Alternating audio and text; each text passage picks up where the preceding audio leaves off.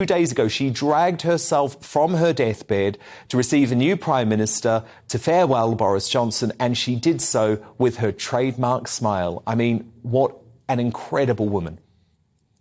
Absolutely incredible, Dan. I think your introduction to the programme was absolutely superb. It was very emotional, and it was a brilliant summary of what the Queen meant to all of us. There was one thing I disagree with, and that was you said that she came from her deathbed. I don't actually think she was on her deathbed. She looked very frail when she saw Liz Truss, but she seemed quite well in herself. I happen to think that something might have happened in the last day or two since she saw Liz Truss that has precipitated this sudden death, if you like, or this rapid deterioration. I don't know what it is, but maybe we'll find out in the next few days. Maybe we don't. But you're quite right. She was determined never to abdicate. She was determined to work right up to the end. And she was never going to have... I mean, obviously, Charles has been doing a lot of her duties in recent months and years, but she was never going to give up being head of state. And greeting her 15th Prime Minister. I mean, what an extraordinary week for Liz Truss. The thought that her first Prime Minister was Winston Churchill in 1952, I mean, it's just mind-boggling, and that just shows you the extent of the history of it. Absolutely. And Phil, of course, Winston Churchill was her favourite Prime Minister. Margaret Thatcher, potentially her least favourite. But I mean, this is a woman who spanned history. In fact, she was alive for 30% of the entire history of the United States of America, for example. She hosted JFK at the White House. I mean, there's no person on the planet, or there was no person on the planet. It's going to take some getting used to talking about her in the past tense, Phil. I'm not really ready to do that yet, to be honest. But there was no person on the planet who had so many connections with so many historical figures. I know, it's quite incredible. I mean, 15 prime ministers. She met, I think, 14 US presidents. I think she met all of them in office except for LBJ. She even met Herbert Hoover, believe it or not, who was in office in the White House in the late 20s, early 30s on a trip in the 1950s. He was still alive and she met him. And as you say, nobody else has that experience, not to mention the dozens of prime ministers and presidents of Commonwealth countries that she's still head of state. And of course, that is going to be fascinating to see how many countries, the 14 remaining countries, now ditched the monarchy. Barbados did it last year. So we'll see how many follow them. But certainly it's going to be an impossible act for Charles to follow. And it's going to be very difficult for some of these other countries to justify links with the monarchy without her. So, Phil, what happens now? Of course, life in this country stops as we know it for the next 12 days.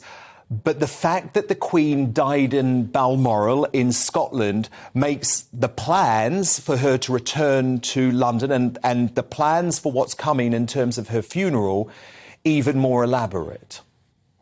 Yeah, it's all been planned for years. It's called Operation London Bridge. It was the actual death of her. And I think it's Operation Unicorn that now comes into play. I'm not exactly sure. But Charles and Camilla will come back tomorrow. He'll have his kingdom, if you like, confirmed.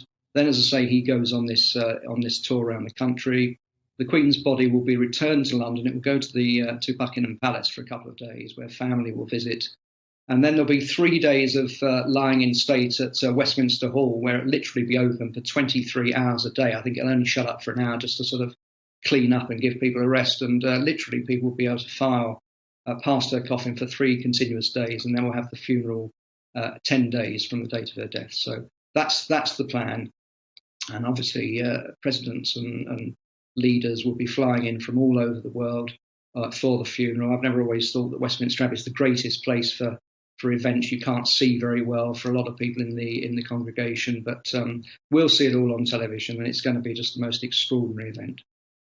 I know, obviously, you are incredibly close in terms of knowing the state of mind of members of our royal family. How is Charles going to cope with this? Because the death of his father hit him much harder than what people thought. Is he prepared for this? Is he ready for what's to come? Of course, he is already king. Yeah. If he's not ready now, he never will be, Dan, will he? He's been waiting, as you say, for 70-odd years for this job. A lot of people, of course, in the past have said that they'd like it to pass to Prince William. I think that was a non-starter. I think if you waited that long, you're not going to pass up the opportunity. he may be on the throne for 10 years, 20 years, possibly longer, but I don't think we're going to see a silver jubilee. And he's going to do his best. And I think with goodwill from everyone, I think he'll do a good job. It's not going to be easy for him. It's an impossible act to follow. It's like following Alex Ferguson at Man United, to be flippant, isn't it? No one's been able to do the job. But he's going to give it a go. And I think with him and the support of William, of his wife Camilla, and William and Kate behind them, now the Prince of Wales, or becoming the Prince of Wales, I think between them they'll do a good job. And the public, I think, will rally round and support them. And at this, as you said earlier, at this time of crisis, we really do need to come together. And that's something that I think that one of the Queen's legacies, if she can do that, if she can unite people, then she would have been delighted.